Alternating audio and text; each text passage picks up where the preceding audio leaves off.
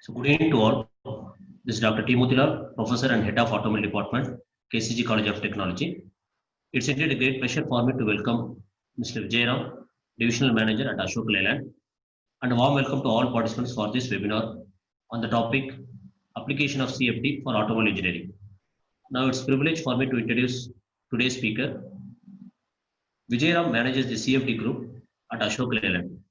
He got his master's in aerospace engineering, specializing in aerodynamics from IIT Bombay. His areas include aerodynamics, radiation, battery thermal management, post-processing method for better design feedback, automation and process improvement for improving productivity in CFD analysis, statistics, and optimization. He presented several papers in leading national as well as the international conferences, primarily in the area of design optimization and aerodynamics. So now I request certain instruction to the participants. Please post your queries in QA section relevant to the today topic. We will provide the feedback link to the registered mail ID to all the active participants. Please give the feedback after the session. Your e-certificate will be posted through a registered mail ID. Participants are requested to attend the complete session to gain the knowledge. Thanks in advance for your cooperation. Now I invite Mr. Vijayram to take over the session.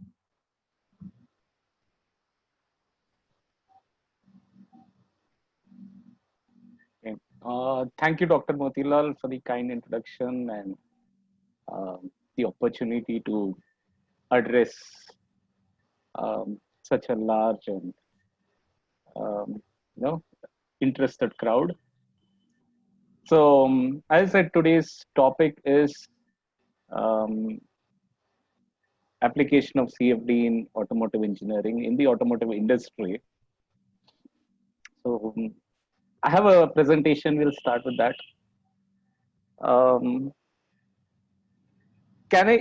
Is there an opportunity for people to give feedback? Can I ask questions and can people? Sir, they will be asking the question in the QA section or in the chat section. Okay, you can answer the queries side by side or at the end. Can I get a idea of what is the composition of the audience? It's mostly it will be 70% of faculty and 30% of students. Okay, 70% faculty. Fine.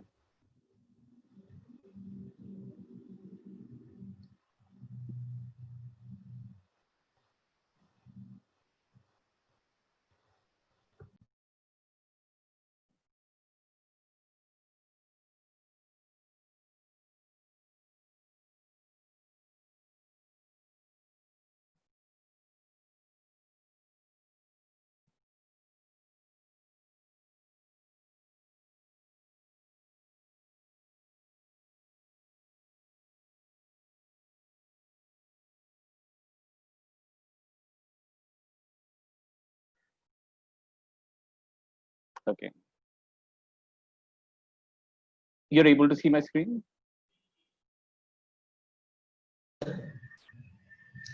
Yes, sir, we are able to see. Okay.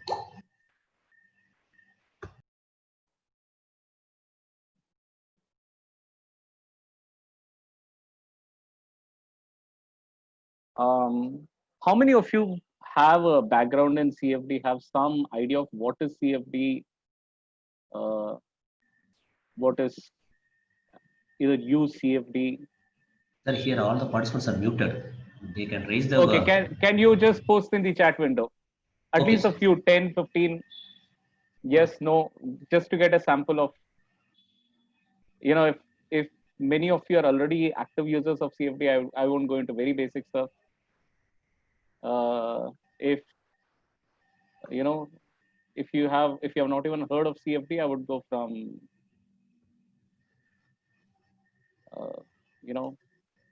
at a very basic level, what is CFD, what is a mesh, things like that. So almost most of the participants have got the knowledge, sir, basic knowledge. Basic level, computerized fluid dynamics, computational fluid dynamics. Okay, start from basic.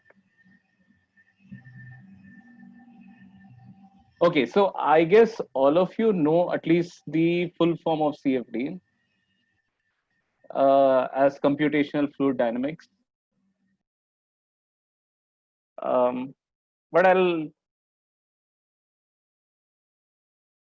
put in a very pithy way. CFD is solving flow problems in space, in 3D space,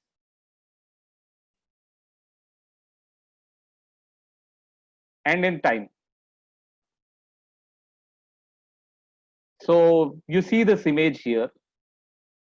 You get a solution in 3D space and you get it over time. So over time, you see that the surface of the liquid takes different shapes, and that is what you see here.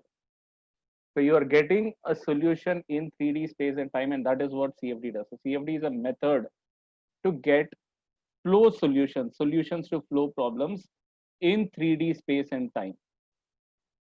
And what is a problem and what is a solution? So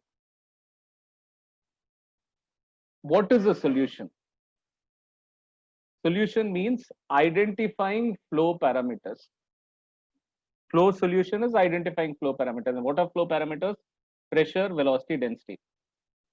These are the three flow parameters. If you know the pressure, velocity, and density at every point in space, you have identified flow. So I guess most of you, most of your faculty, so of course you would have finished. Even the students, if you have finished your course in fluid dynamics, um, solving a flow problem basically is, say, finding pressure drop in a pipe, uh, or finding velocity using Bernoulli's equation. You find pressure drops. So you get these values, but the difference between what you do and what you do get in CFD is, in what you do is identify the value of pressure at one point, or identify the value of pressure over a certain length, average values of pressure in certain areas.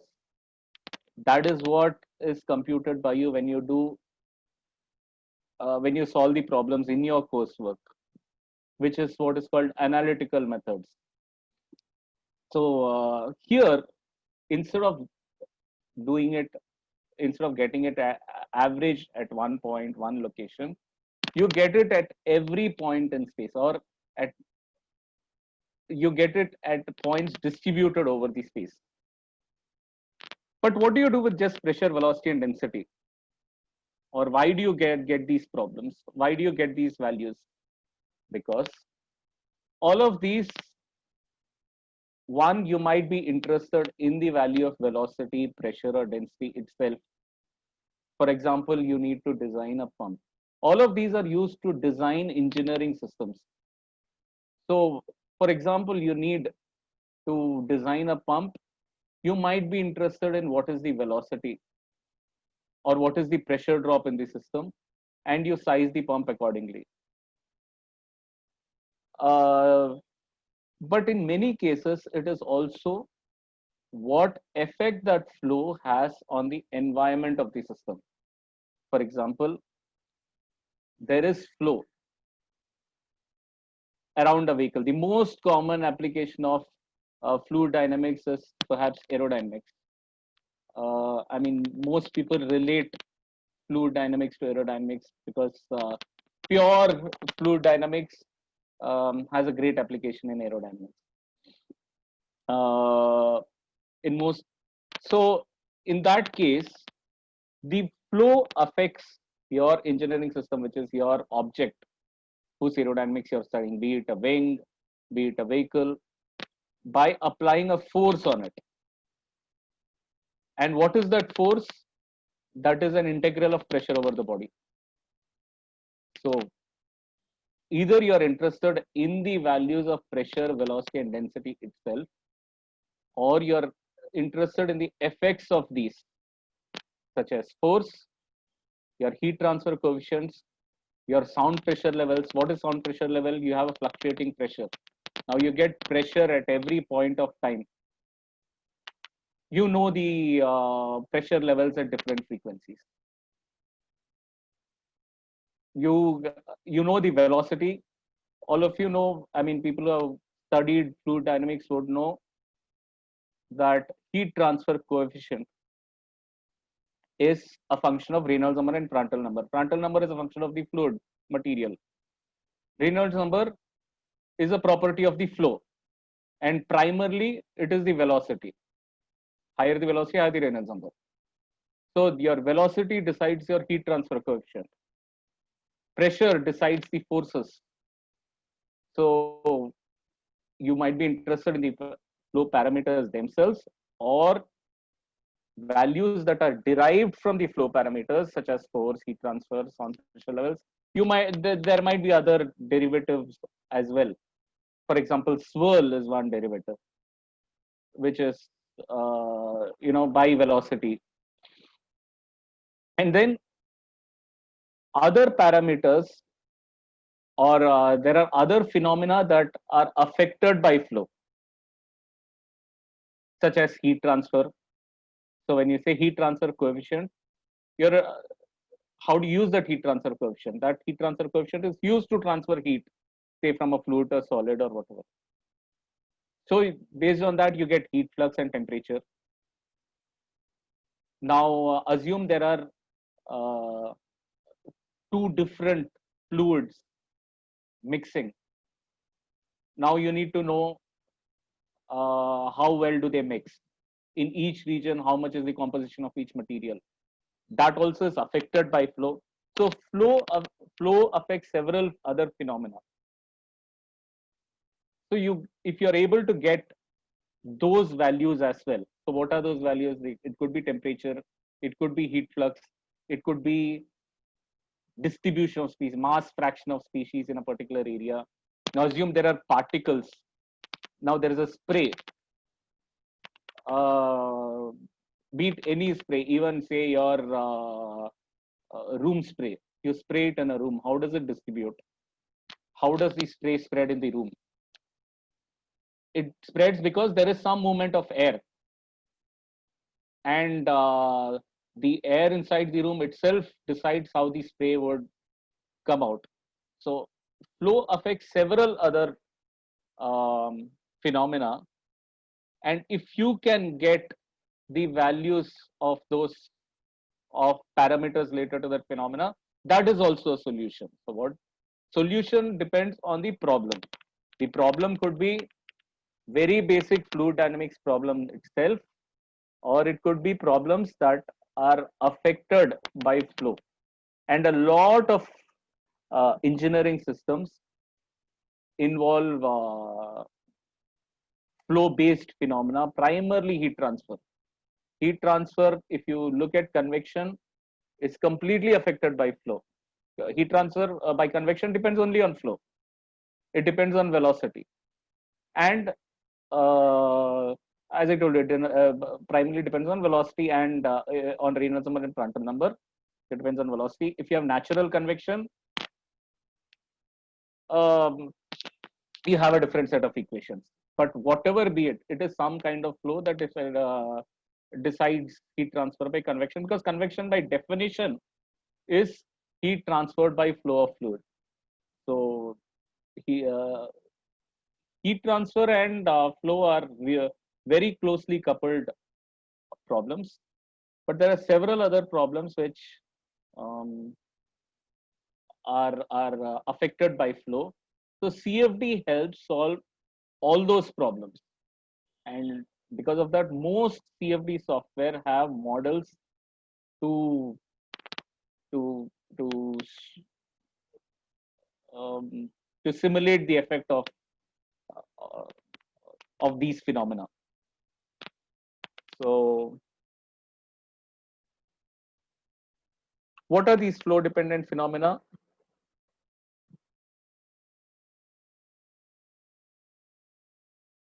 You have heat transfer, as I told you. So convection primarily depends on flow.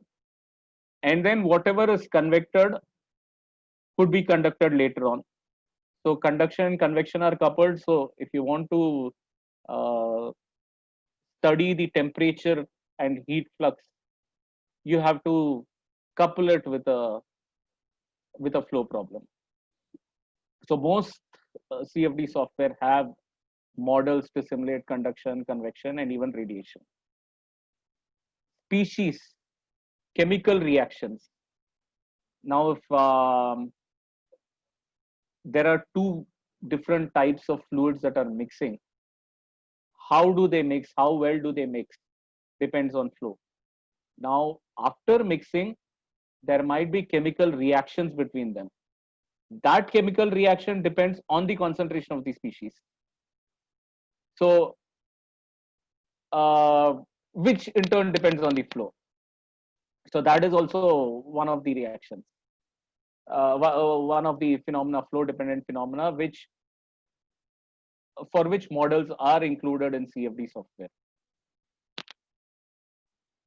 Phase change.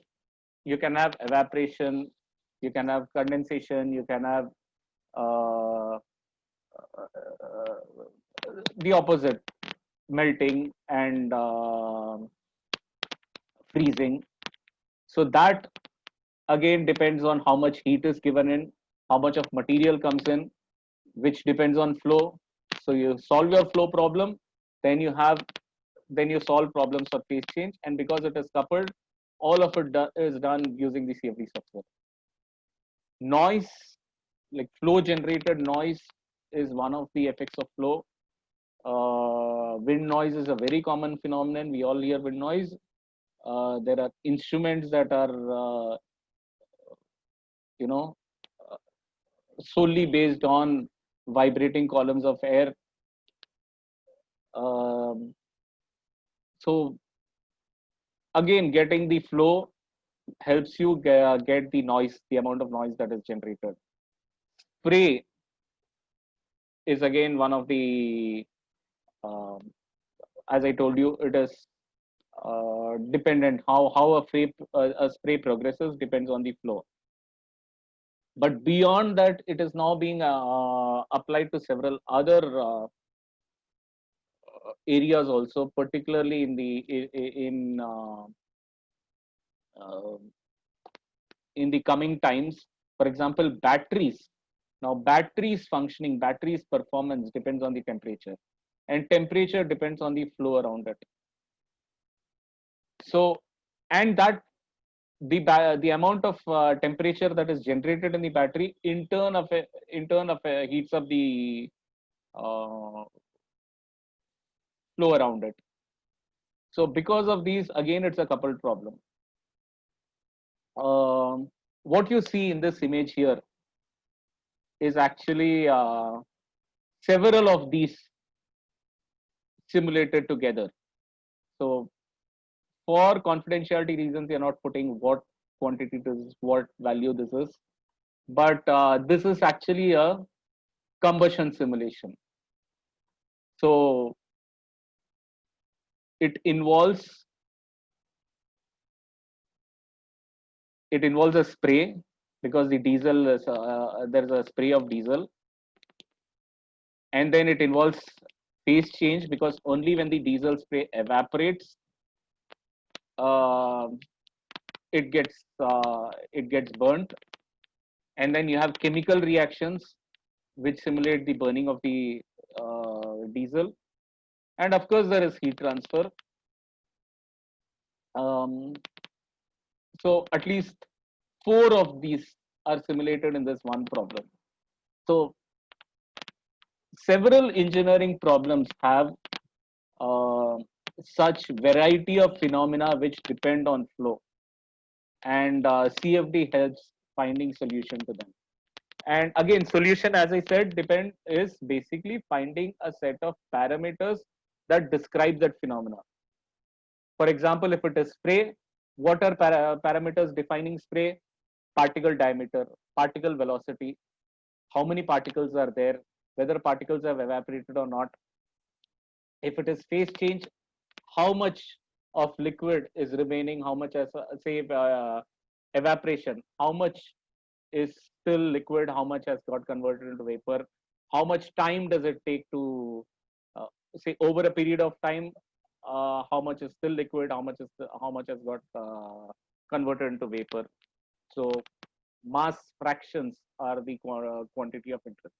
So solution essentially is getting these values of these parameters over space and in time. That is the difference between CFD doing CFD and doing analytically. What you see here below in this image is actually flow through a radiator. This is pure flow.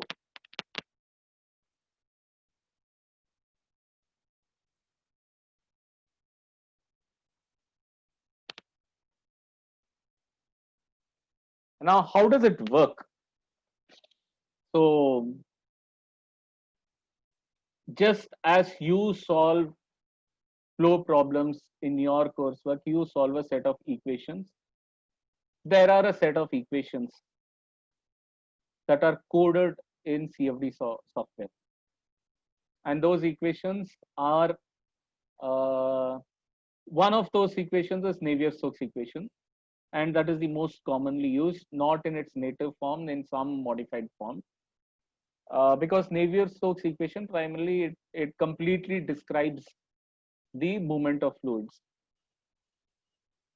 So what a CFD software does is basically just that. Once you give the necessary values to complete this equation, it will solve that equation and give the dependent values. So you give the independent values of the equation, it will solve it and give the dependent value. So you might give pressure, it might give you velocity. You might give you might give it pressure and you'll give it pressure and velocity. It will give you forces. It will give you pressure distribution in the entire system. So that is what it does. And so these equations, what do? They satisfy the principles of fluid mechanics. And they also satisfy, so these are the equations, these are the flow equations. There are other equations that simulate other phenomena. The ones that I told you, heat transfer, spray, species transfer, chemical reactions. So solve those equations as well, satisfying something that is called a boundary condition. So boundary conditions are the knowns, or in your terms, what you would write, maybe, I don't know, as given data in a problem. So boundary conditions are the knowns of your problem. And it will give you the unknowns. The unknowns are the values of the same parameters in the entire 3D space and over time. So now in the Navier-Stokes equation, so these are the flow equations. So what does the flow equation do? It basically satisfies continuity of mass and momentum. Now there are different equations, different software solve different equations. There is something called potential flow software, which was the earliest CFD software, where mostly potential flow software, which were used in aerospace industry.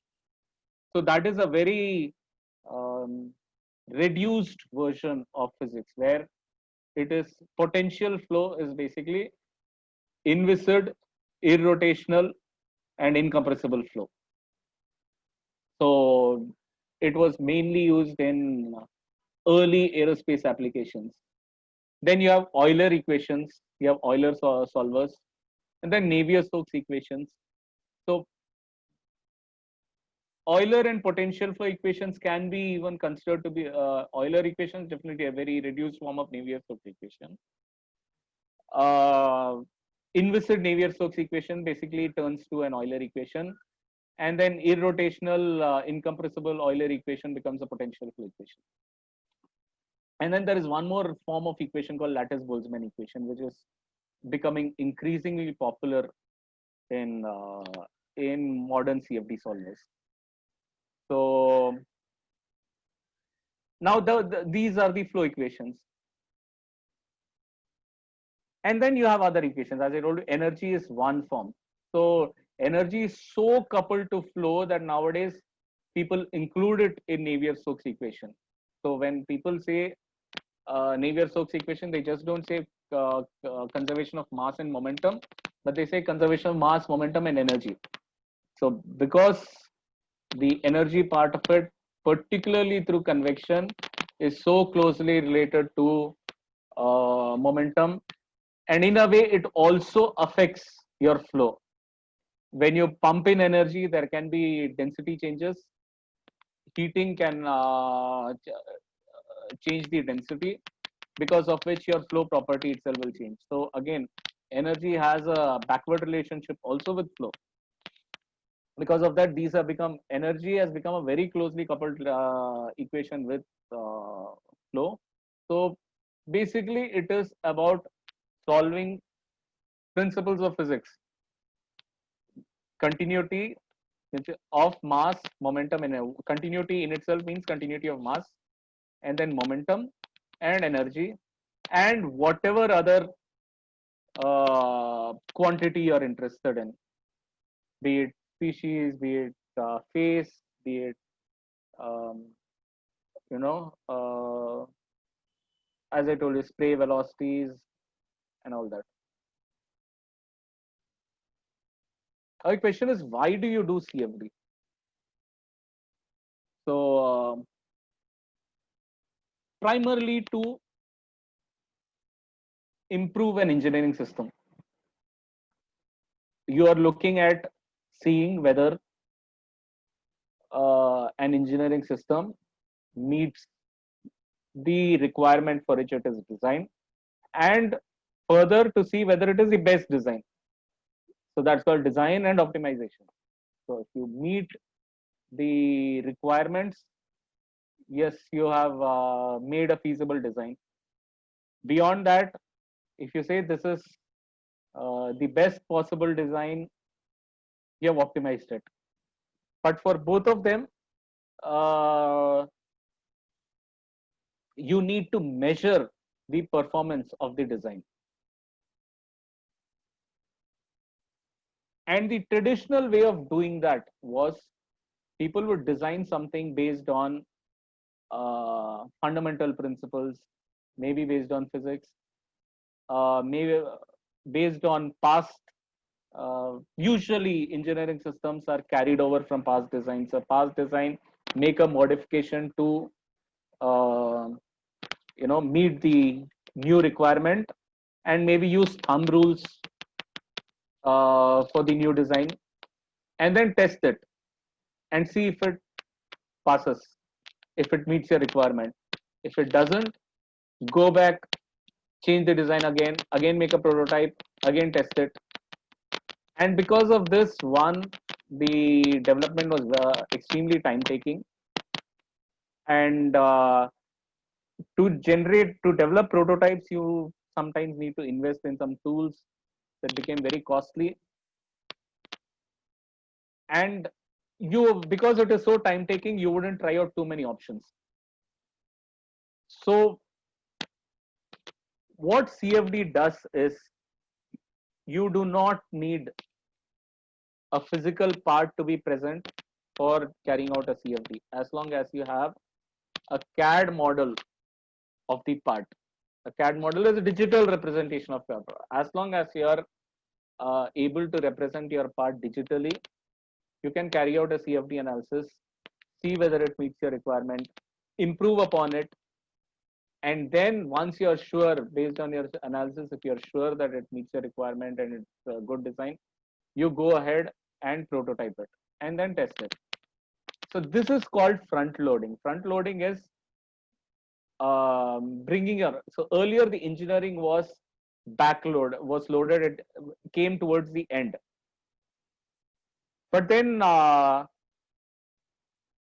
as I told you, was time taking, and if there was a mistake, it was very costly. So increasingly, the attempt is to have as much feedback on designs very early, rather than um, after you have even prototyped it. So and that approach is called front loading, and CFD, by being a virtual test, helps you front load. Um, what else do you get is you get rich output. For example, the image that you see below here is actually flow around a wheel, flow around a brake system. Now, if you do a test, at the most, what you would be able to do is measure pressure, measure temperature at 1 or 2 points. But CFD gives you temperatures, pressure, velocity, everything at every point. So that gives you a lot of feedback and helps you make further design decisions. Now, one thing is, increasingly testing is also catching up with that.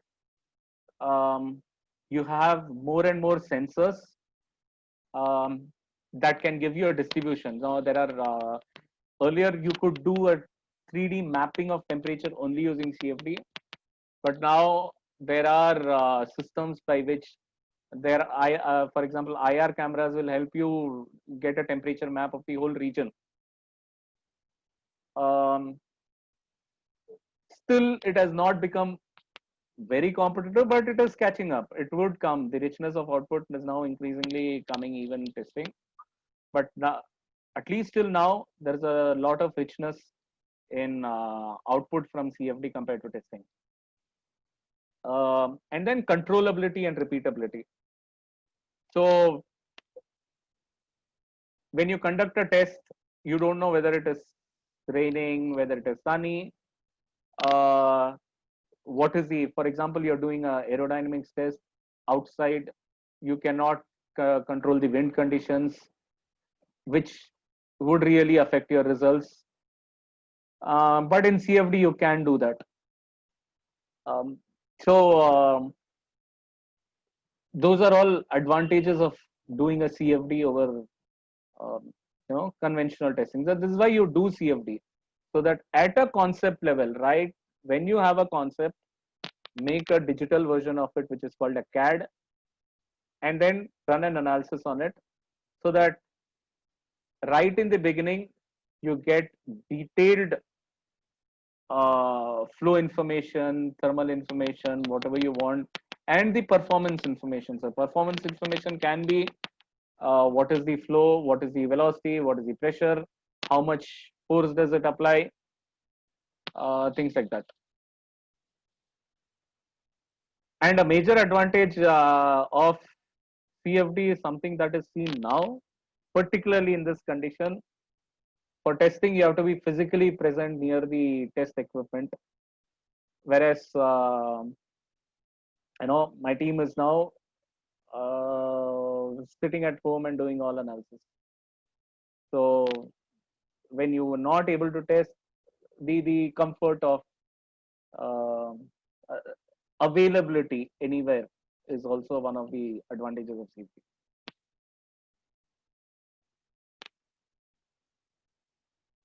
Okay.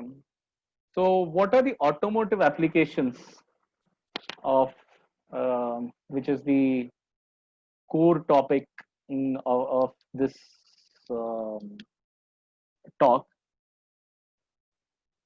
There's several. So anywhere you have flow, you can use CFD. And where what are what systems of the automobile have fluids? One, the air around it, so which applies a force on the vehicle, which is what you study in aerodynamics. Why do you study aerodynamics? Because for a vehicle, it applies where the air pushes the vehicle against its direction of movement, so it applies a force, and to overcome that force you need to spend a lot of fuel. So primarily it is about fuel consumption. What else does it do? If you have an open window like this, that is the air that is going to enter and help you stay cool and comfortable. So that is also a study of aerodynamics. And then what else does the air around the vehicle do? It is finally what helps even cool the engine. So how typically works is there is an engine and there is a coolant in the engine. Now the coolant takes away heat from the engine, but then it has to give heat out somewhere. And that is done in the radiator. And what carries away heat from the radiator is the air from the atmosphere around the vehicle. So how well does the air cool it depends on how much of air flows through the radiator, and that can be studied using CFD. So you study the flow of air through the radiator, because and what causes the radiator to flow, what causes air to flow through the radiator? One, the vehicle itself is moving, but that itself cannot pull in enough air. So there is a fan. The fan rotates and it pulls in air through the radiator, which cools the coolant. And so now you have a cool coolant which goes back to the engine, again picks up heat, and again comes back to the radiator. And based on the flow of the air, it gets cooled. So one is, yes, it depends upon the flow of the air, on the amount of flow. But what could also happen is that there is a now I told you there is a fan, and the fan is what is pulling it. And after passing through the radiator, when it goes to the fan is going to throw the air in all directions. Some of it might also come back.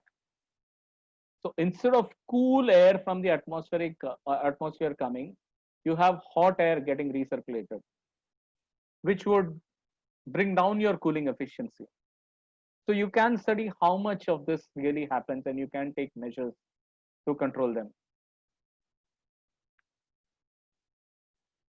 The next application could be what I showed you earlier, the brake system. Now you have brakes, and every time you apply brake, you do it using friction. And friction generates heat, and that heat has to be taken out.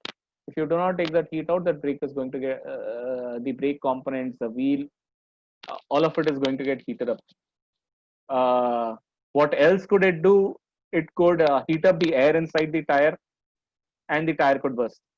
You heat up the air, the pressure increases, the tire could burst. So to prevent all that, and what happens if the temperature of the brake components increase? The brake will not function properly. You could have more accidents. So you even have safety issues related to it. And how does the brake get cooled? Only by flow of air around it. So once you study the flow of air around the wheels and into the brakes, you know how well it gets cooled. You can, and I told you all of this. Now cooling is a heat transfer application, and heat transfer you can solve it as a coupled problem. So you can actually predict the expected temperatures on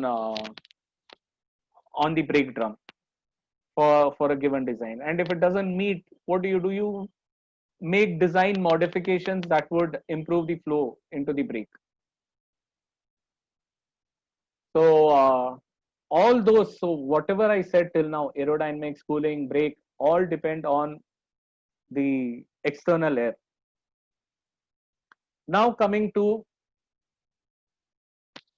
other systems in the vehicle which do not involve ambient air but involves a different fluid. So the HVAC system. So one aspect of the HVAC system is the refrigerant. So all of you know there is a refrigerant that goes through a refrigeration cycle. There is a compressor, there is an expander, there is a condenser. It gets expanded in the valve. And what does it do? It cools air. And that cooled air gets distributed into the passenger compartment through ducts. Now, how well does it get distributed? So what we are looking at here is still air. It could be fresh air taken from outside, or it could be just the air already present in the cabin. You know, I mean, most of you would know from your cars that you have something called a fresh air mode and a recirculation mode.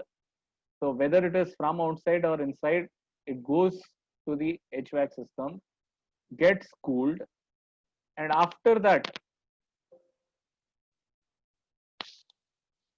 it gets distributed in your cabin through the louvers. You would have seen it when you travel in buses. Of course, even in your cars, you have your louvers on your dashboard. In the bus, you have those circular louvers on top.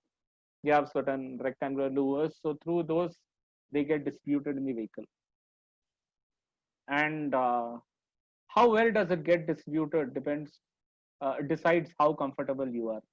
Assume there is a place where there is no fresh air, where the entry of cool air is very low. It wouldn't get cooled that well, and you wouldn't feel very comfortable. So again, solving it using CFD helps you understand if your design gives a comfortable temperature throughout the bus, and if it doesn't, it helps you make those changes in your design itself, in your CAD model itself, and then again do an analysis and see whether it meets. If it meets, go ahead for prototyping. Next important fluid is the exhaust. So in fact, the air intake system, the exhaust system, the engines, all of them together, they are a linked system. So basically, air is taken from the air intake system. It helps combustion in the engine, and then it is thrown out using the exhaust system. So again, all of these can be studied. The performance of all of these can be studied using CFD.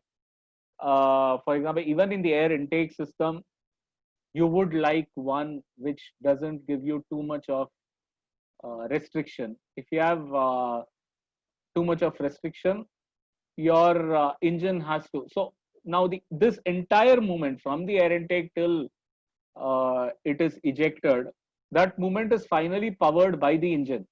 It is the engine which is going to suck in air. It is the engine which is going to throw that out, push that air out. And if you have a lot of restriction, be it your intake system or your exhaust system, you're going to the engine has to work harder, and it would affect the performance of the system.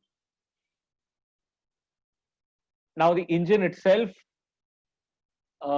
compresses that air, and then there is a reaction that is taking place. So I showed you a clip of simulation of those phenomena.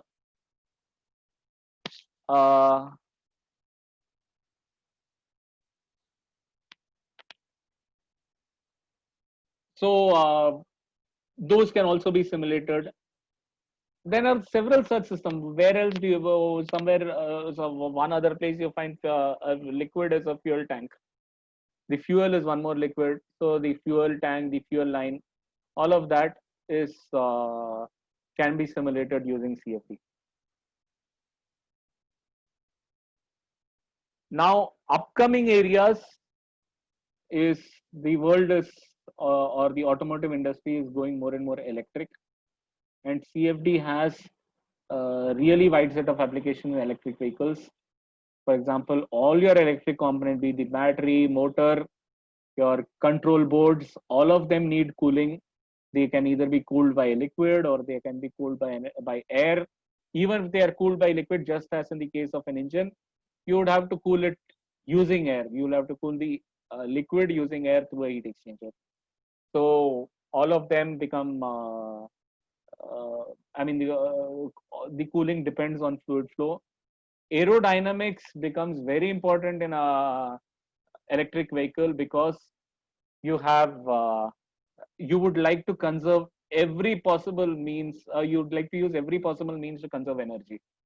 So aerodynamics, even the energy spent in aerodynamics becomes a major consideration in improving battery range. And then acoustics. So battery vehicles are extremely silent. So even the aerodynamic noise starts appearing big in battery vehicles. So wind noise simulation becomes a big area in electric vehicles. Now, so to do this, what do you require? One, people would have, people need good knowledge in engineering in terms of fluid mechanics, fluid machinery, thermodynamics, heat transfer, all of them. This is very important because increasingly people look at CF, people coming into, I mean, people coming to colleges into industry, look at CFD as a CFD tool, knowledge of using the CFD tool, which itself doesn't make uh, much sense unless you know the physics of what you're simulating. Unless you know the phenomena that are happening, you really won't be able to simulate them in CFD. Uh, I mean, putting it very simplistically, you have a calculator, but unless you know whether to add or subtract, that calculator is useless. And there are far more difficult decisions to be taken in fluid mechanics than whether to add or subtract. Functioning and of engineering and automotive systems. Again, this is extremely important. I've had discussions with many students. In fact, even for the first part, many students who come for internship projects have often said, this was there in my first semester, but I do not remember it. That really doesn't help. If it was there in your first semester, it it has to be, still has to be remembered through life, because that is knowledge. Functioning, you need to know the application of what you're doing. Again, what phenomena, the knowledge of engineering fluid mechanics is needed to know what phenomena to simulate, but you need to know the application to know what phenomena are happening. uh, Again, I've had people who have said, I am only interested in melting, I do not know why that equipment is used. There is an equipment which say does melting and freezing, and I'm interested in studying, but why is it melting or freezing, I do not know. And I even heard it from research scholars. So that really doesn't, to be a good CFD engineer, you would have to know the application as well. Only then you can bring in the phenomena, and then by knowing the physics of the phenomena, you know what models to use in CFD. You need to know mathematics. as I told you, CFD essentially is solving differential equations. So unless you know what the differential equation is doing, what all parameters have been considered in the equation, you have no idea what you're solving. You can't say, okay, I ran it in the CFD software gives this result. No, you have to select, you have to tell the software what equations to use, what mathematics to use, and unless you know the mathematics uh, of the equations that are being solved, you really won't be able to tell the software what to do. Programming increasingly important nowadays because um, you know you would have to. It is no longer large organizations, large anything that you know is now programmed into a computer and automated. And beyond that, uh, if you want to tune the CFD software to your particular requirement, you need to know programming languages to do that. So again, uh, even if not a very core requirement, it is gaining a lot of importance. Much of what CFD is today is going to be automated and programmed, and maybe I mean, I do see that coming. You'll also have a lot of artificial intelligence. You don't have to um, I mean, one is you program. Beyond that, you even have a intelligent solver which will solve. So uh, you would need to know how to teach your AI tool rather than just uh, knowing to solve the problem. And what skills do we need? CAD is a good skill to have because much of CFD is about getting your intended volume of interest. So in that, CAD is a good tool to good uh, skill to have. It is good to know commercial tools. Again, many people say, no, I have a good fluid dynamics knowledge. Getting knowing tools is easy. Yeah, it is. But then you have to know. Uh, you have to understand the tool. You have to understand what the language of the tool is, where to uh, where to find particular options. uh, and so that, and because most tools are very similar, if you know one tool, it is easy to adapt to a different tool. And it is really good, it is a very important skill nowadays to know open source CFD tools. Commercial CFD tools are becoming very costly and they are closed. There are open source CFD tools. OpenFOAM is a very commonly known one. There is a open source CFD tool for battery simulations called CAE BAT. So one, it is easy for college students, college professors to use because it is free, and you can make modifications very aligned to research, but it is not easy to use because you do not have one single company making a nice customized tool. So that is where you have to learn um, and be able to use it for uh, practical applications. Again, as I said, you need to know programming as a knowledge, and you need to have knowledge of, it is good to have knowledge of one programming language, be it C, Python. Python is now increasingly being used, and still C is used a lot for particularly in with CFD software. And then you need to know to use simple calculation tools like Excel, MathCAD, MATLAB. You need to know to use formulae and equations in Excel. Or I mean, any tool is okay, be it Excel, MathCAD, MATLAB, but it is not possible to do calculations with pen and paper today. I mean, calculations have become a lot more cumbersome than what is possible with just pen and paper. So it is good to use a tool for it. So MATLAB is also a programming language, but you can use it as a calculation tool as well. It is a significantly costlier tool than maybe Excel. Again, Excel is also, but everyone uses Excel. Excel is available more.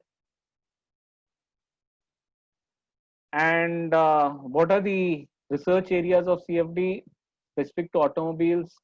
You could look at several. Um, uh, you could you could look at the use of different tools, be it commercial, be it open source, for different applications. Some of them are listed here. SCR with BS. Now you know that we have BS6. BS6, all BS6 vehicles use SCR. So SCR modeling, spray modeling is all a very important part of designing, of achieving this uh, pollution norm. And you can always improve upon those exhaust systems. So those HVAC, comfort, um and thermal modeling of exhaust systems. Again, there when it comes out, it's a free shear flow, which means that it comes out like a jet. So those are all good areas of research for automotive engineering CFD. And that's what conduction, heat transfer by conduction and radiation, and seeing if it is necessary to model radiation, if it is necessary to model conduction. Is my time up, sir?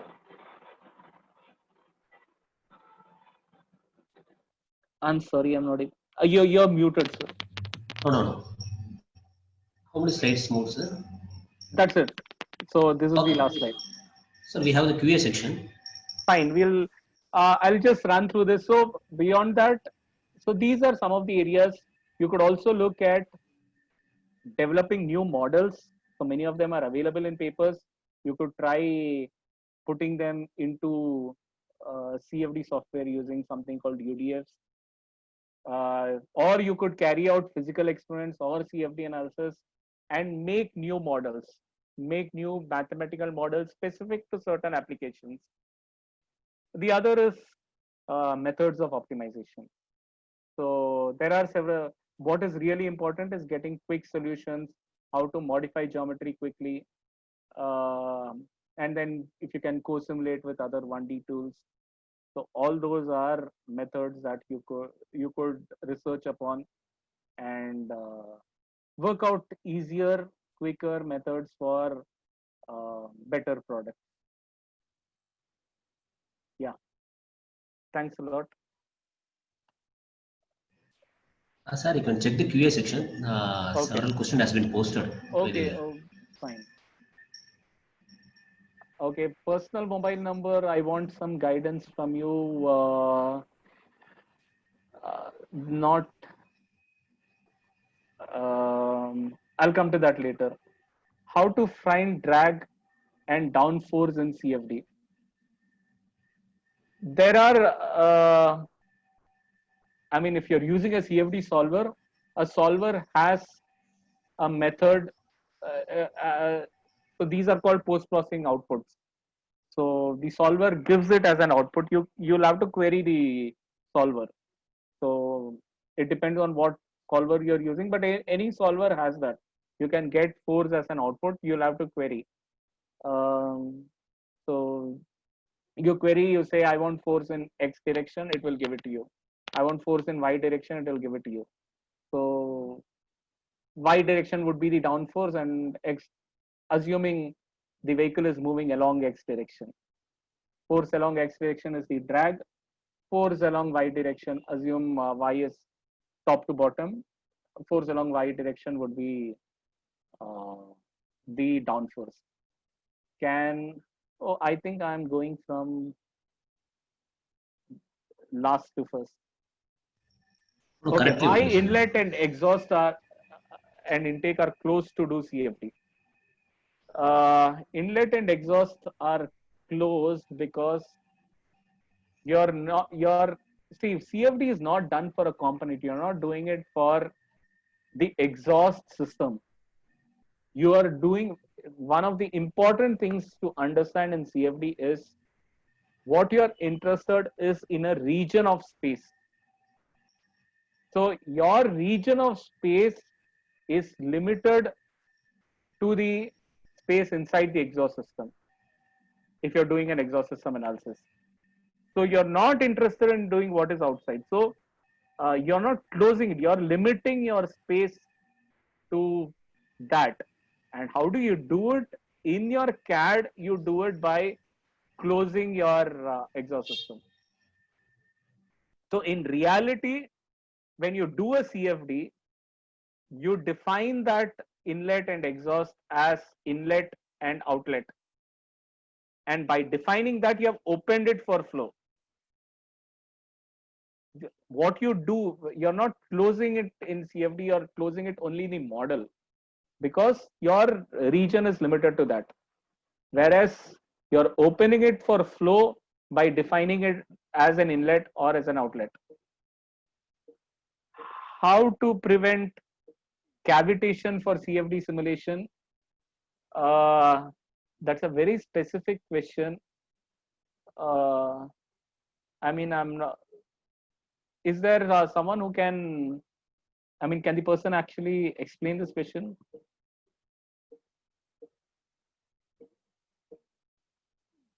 So no, sir. We can go for the next question. Okay, we'll go for the next question. How to prevent cavitation? See, I do not know why you would like to prevent cavitation for CFD simulation. In the if you're asking how to prevent cavitation using CFD simulations, see if cavitation happens, make a design change. So you incorporate models in the CFD simulation that predict cavitation, and if it happens, you change the design to avoid it. But if cavitation is happening wrongly in a CFD simulation, you would have to set the pressure right. So somewhere the pressure is going wrong, which is initiating cavitation, and you will have to see why the pressure is going wrong and correct it. Any open source CFD tool for IC engines? I'm not very sure. I think Kiva was open source, but now I think it has become proprietary. There was an open source tool called Kiva, but I'm not sure whether it's still open source. I think it has become proprietary. But there are general purpose codes. OpenFOAM is a general purpose code which you could also use for IC engine simulation. So it has the necessary models as long as you know how to simulate it. How to avoid error is a very it's a very open-ended question. How to avoid error is it depends on what kind of error, and you would have to be more specific. There are several kinds of error, and beyond that, finally, a CFD engineer's job is to a lot of a CFD person's job is finally to find what caused an error and avoiding it. So, yeah. Is there any module for nanofluid simulation? See, nanofluid simulation, I don't know what is, again, what is your application? As long as it's a nanofluid, you have the properties of the nanofluid, you can do any, I mean, your general flow module itself is enough. The real question is what physical phenomena do you want to simulate in the nanofluid? How fluid CFD applications is helpful in biomedical and biotechnology? Please discuss. Biomedical, extremely useful. There are, biomedical is basically equipment. So if you have equipment that run using, you know, say high, okay, let us say, forget about equipment that run. But many of the biomedical devices are about transmitting fluid, like injecting fluid into people. So you can study the flow of the fluid. and design the device appropriately. So many of them are, the delivery systems. Again, beyond that, if it is powered by a fluid, yes, the delivery of power by the fluid can be studied using CFD.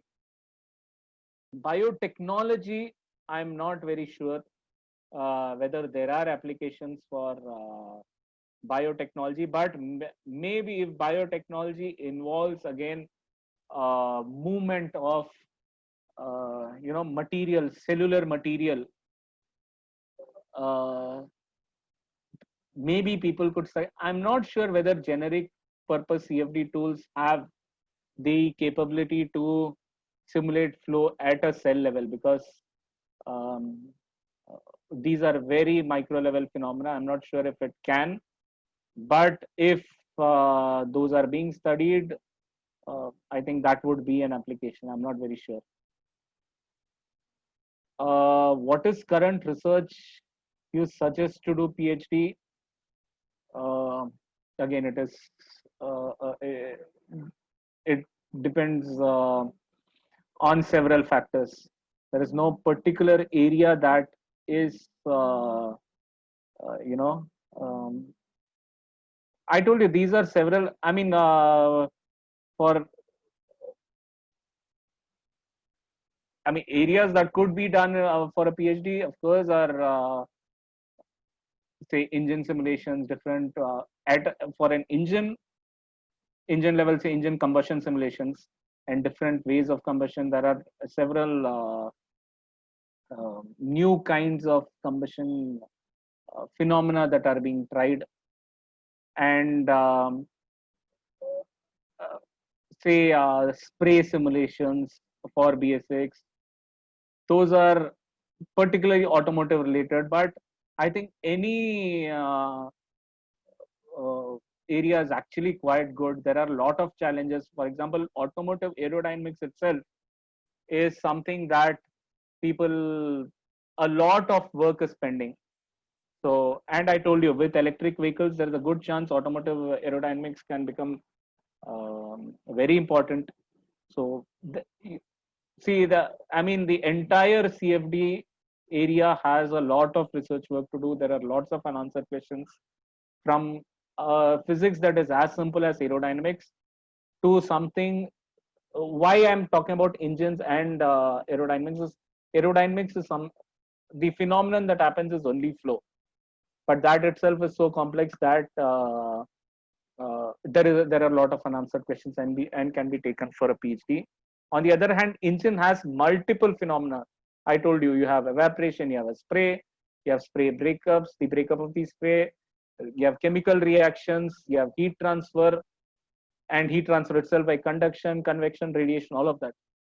And so there, the complexity is there with the number of physics that are there. So any of, any area on CFD has a lot of scope for research, and it could still be used in the industry.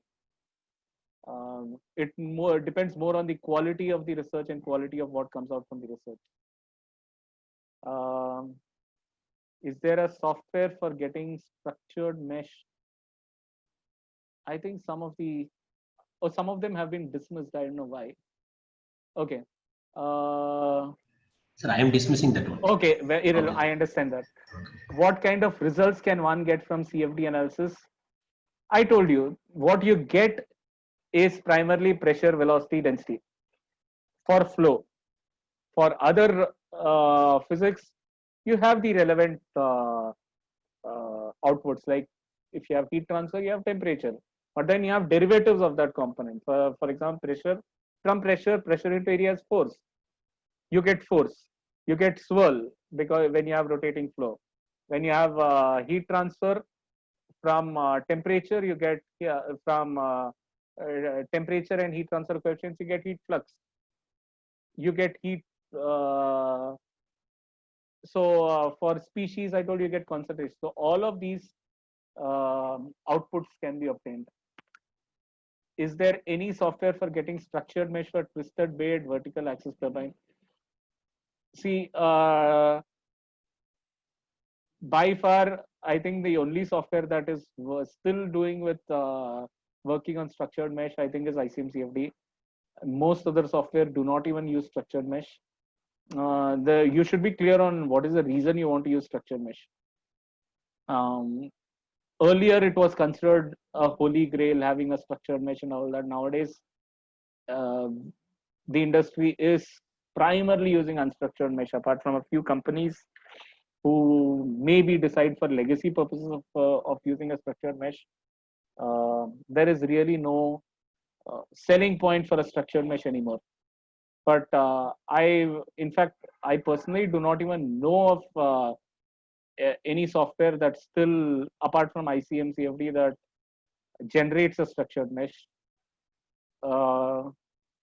And yeah, you could use that to you do it for a twisted bait vertical axis turbine. On the other hand, I don't think it is necessary. Which are the best softwares for CFD analysis of automotive application? There is nothing like that. All software, all commercial software have all modules. It is how well you learn to use them, how well you understand those models, how well you understand the limitations of those models, how well you understand the mathematics and the physics of those models, and how well you are able to query that software for the result that you want. Sir, we are using ANSYS software, but what is the difference between both ANSYS and CFD?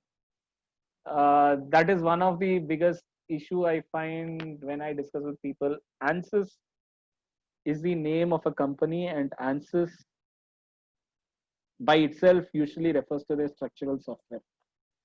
But right now, because they have made it into something called Workbench, many people just call it ANSYS. But ANSYS has two CFD solvers. One is called CFX, the other is called Fluent.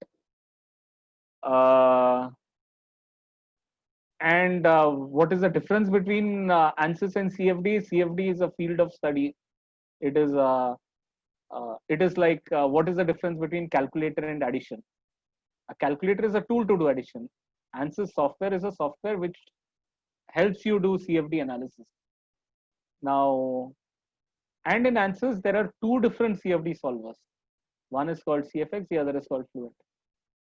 Different software are giving different results. Which software is good to use?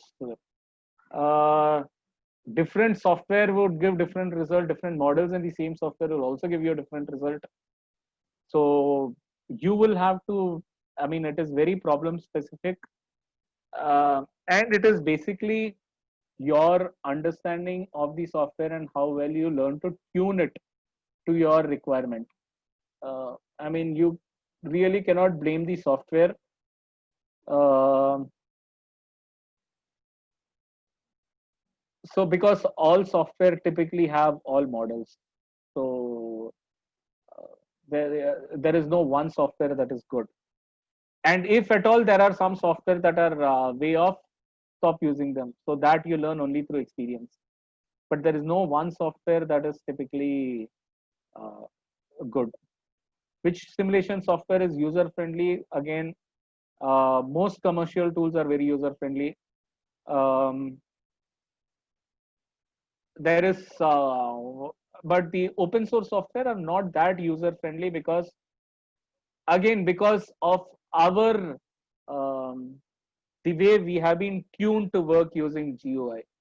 We do not know, when we work on GUI, we do not realize that whatever we do is getting stored as information somewhere and is being processed. So once you really understand that, it will become easy, and you won't find it too difficult to even use the open source software. Just that it doesn't have that layer. Instead of filling in information on really uh, well designed forms, you're going to fill the same information in certain text files. That is the only difference. But uh, as far as commercial tools are concerned, so the your user discomfort comes from that. User unfriendliness comes from the fact that we are not tuned to working with in that environment. But apart from that, there is nothing like particular software being user friendly. What is the difference between CFX and Fluent? It is like what is the difference between a Dell computer and HP computer? They are two different software. What is SPL? SPL is sound pressure level. So so when your pressure, basically there is a fluctuation of pressure, and how big is this fluctuation decides how much noise you get. What defines that? So there is a metric to decide to say how big that fluctuation is. Could you show some live demo of CFD in your system at the end of the session? That would not be very easy because CFD is slightly time taking, and of course we have gone well past the session. But even if we had that option, it is a time taking study and not that comfortable to do on my laptop. So I'm new to this field. How can I learn this CFD in automobile? How can I learn this CFD? I'm interested in this field. Kindly light on this. Okay, if you're new to this, uh, get install a software, get tutorials, learn.